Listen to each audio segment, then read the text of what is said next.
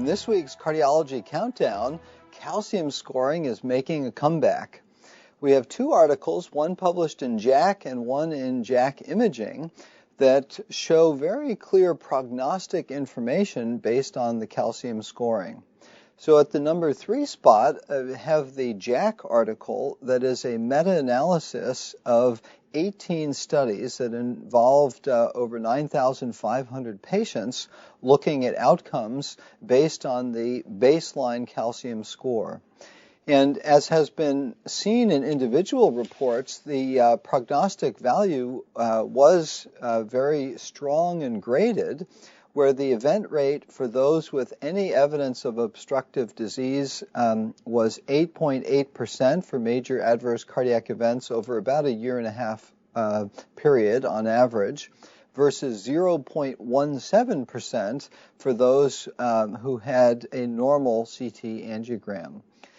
Death in MI was 3.2% with evidence of disease and just 0.15% for those without. And so this is a nice meta-analysis pulling together all of the studies showing that evidence of disease confirms disease is there and at risk, and very low rates for those who have normal CT angios.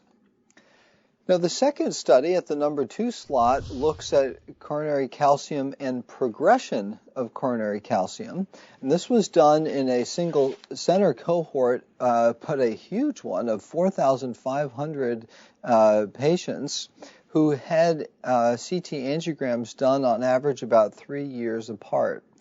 And they too also saw a graded relationship between adverse events and degree of calcium scoring, with very low event rates, although not zero event rates over a 15-plus year follow-up period for those who had zero calcium on their calcium score.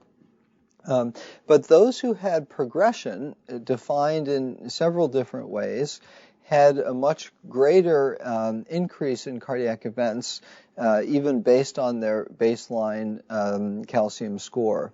And so going from greater than 0 to 100 or 100 to 400 or greater than 400 were the 4 steps where one could have incremental increases in cardiac event rates.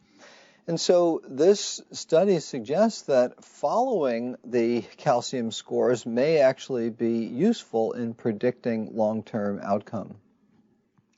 Now, at this week's number 1 spot, we have something to do with exercise and not gaining weight.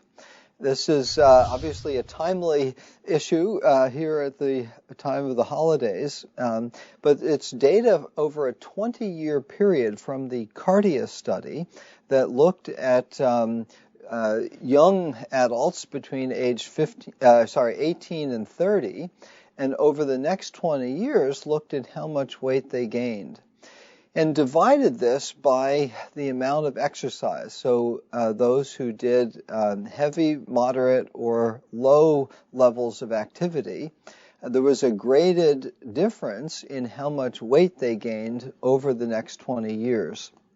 And so on average, those who had high physical activity compared to low, for men, they gained about 5.5 pounds less and about 1.5 inches less on their waist, as opposed to women who gained 13 pounds less if they stayed active as compared with the lower activity people. And so this is strong evidence that physical activity over a long period of time can be a major factor in helping avoid weight gain and hence the better physical condition and cardiovascular health that comes from that. And so with that, I think it's a call to exercise both now and over the long haul as a way to maintain cardiovascular health. So with this week's Cardiology Countdown, I'm Chris Cannon.